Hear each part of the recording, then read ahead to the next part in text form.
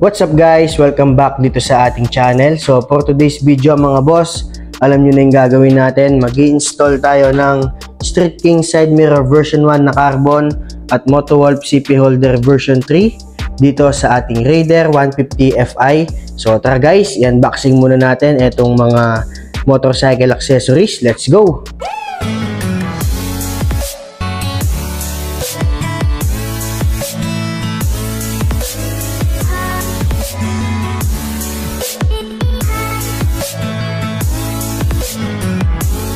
So, unahin na natin mga boss itong ating Street King Side Mirror version 1 na carbon. So, pag open natin guys, makikita kagad natin itong kanyang mga kasamang mga tornilyo. So, meron siyang 6 na tornilyo guys. Pang universal yan, para kahit yung ano yung motor ninyo, pipili kayo kung ano yung kasya sa mga motorcycle nyo. So, ito ba yung kasama niya guys? Ito yung dalawang tornilyo dun sa extension, mga washer, tsaka mga takip. So, ito na mismo guys. Itong ating Street King Side Mirror version 1 na carbon. So yan guys, napakaganda ng design, napaka-good ng quality. So meron dyan guys, dyan sa ating TikTok shop. Visit nyo na lang mga boss at para makabili na din kayo. So yan siya guys oh. So titignan natin mga boss kung talagang pwede siyang long stem, pwede siyang short stem. Ito guys, short stem, ito yung kanyang long stem. So check natin mga boss kung bagay nga ba siya dito sa ating Raider. So universal tong Street King Side Mirror na to, no? Pwede siya halos sa lahat ng klase ng motorcycle. At ito naman guys yung kanyang extension. So dito naman tayo guys, itong ating Motowolf CP Holder version 3. So kapag binili nyo din yan guys, meron din yan sa TikTok shop ko. Visit nyo na lang mga boss. So pag open nyo guys, meron pa siyang samang isang papel. At ito na mismo guys yung ating Motowolf CP Holder version 3. So napaka-adjustable nito guys. Rotatable ng 360 degrees. Pati itong kanyang nakalagay sa kanyang side mirror. So pwede kayong bumili nito mga boss ng clamp type o kaya naman side mirror type. At pwede rin yung may charger. So ito guys, side mirror type to. So tara guys, install na natin dun sa ating Raider Fi. Ano natin gagawin mga boss? Syempre, tatanggalin muna natin itong ating mga stock side mirror. So ang gamit kong tools dito guys is 14mm.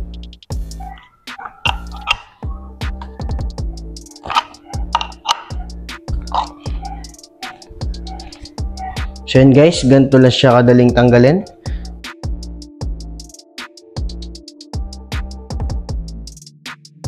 So, ilalagay na din natin mga boss itong kanyang side mirror extension para medyo tumaas yung side mirror natin.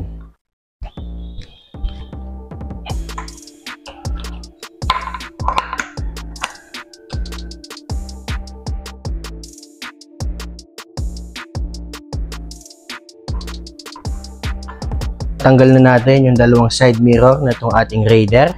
So, susunod na gagawin natin guys, tatanggalin natin yung extension dito kasi dito sa ilalim niya, dyan natin iipitin yung ating Motowolf CP Holder version 3.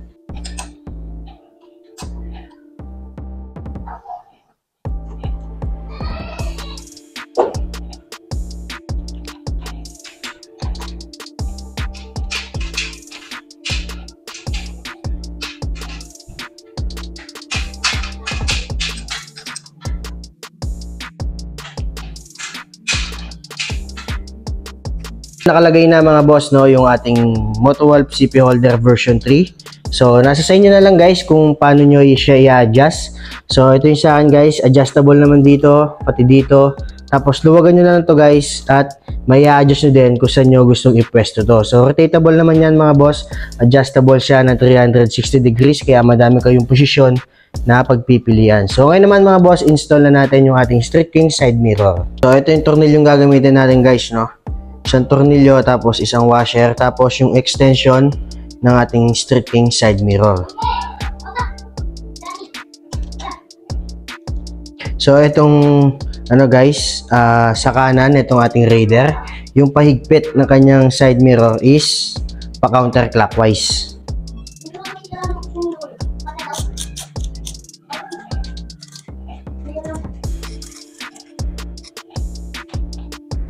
So ayan siya guys, nalagay na natin. Huwag nyo naman muna siya masyadong higpitan para mamaya may adjust nyo pa kung paano yung posisyon ng inyong mga salamin.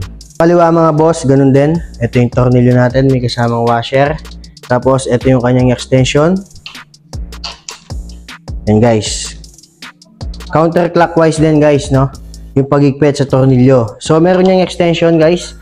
Itong side mirror extension po. So kapag wala yan guys, siguro yung pahigpit niya is clockwise.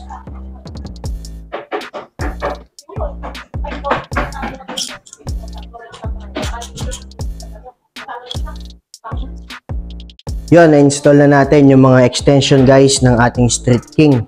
So kailangan kapag naglagay kayo niyan mga boss, pantay na pantay dapat yan. So yan, ganyan dapat yung itsura niyan. Magkaparehas dapat. So kapag nilagay natin yung side mirror natin mga boss, is pantay din dapat.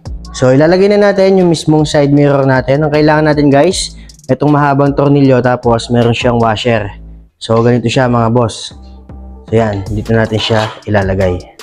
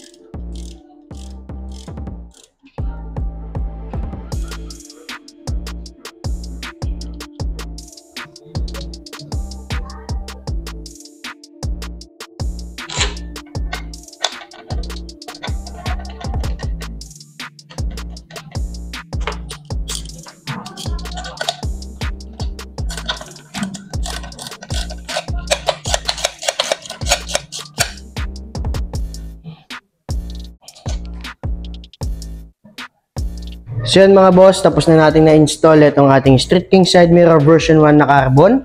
Tsaka itong ating Motowolf CP Holder version 3 dito sa ating Raider FI 150. So napaka-basic lang install guys. So yan, para sa akin napaka-bagay naman itong ating Street King dito sa ating Raider. Ang kagandaan naman dito sa Street King Side Mirror mga boss, adjustable yan. So pwede kayong mag-short stem katulad nito. So ikot nyo lang guys. So yan, naka-short stem na tayo. Tapos ganito yung view niya mga boss dito sa ating Raider. So pwede nyong i-long stem para mas nakalabas yung side mirror natin. So ganito yung view niya guys kapag nagda-drive na kayo. So i-adjust nyo na lang mga boss kung anong adjust yung gusto ninyo. Tapos ito namang ating Motowolf CP Holder version 3. Adjustable din yan guys. So yan, pwede nyo siyang itaas na ganon, ibaba. So pwede rin siya naka ganon mga boss. So yan, pwede rin yan naka landscape. So napakaganda mga boss kapag meron kayong Motowolf CP Holder kapag may biyahe kayo. Lalo na kung isa kang delivery rider guys. So yung mga cellphone natin, hindi na tayo mahirapan pagtingin sa mapa o sa Waze. So yun guys, tingnan nyo naman.